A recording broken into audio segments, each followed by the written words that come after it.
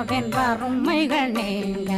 எத்தனை குறைகள் எத்தனை பிழைகள் எத்தனை அடியேன் எத்தனை செய்தால் பெற்றவன் நீ குரு பொறுப்பதும் கடன் பெற்றவள் குறமகள் பெற்றவளாமே பிள்ளையன்றன் வாய் பிரியமளித்த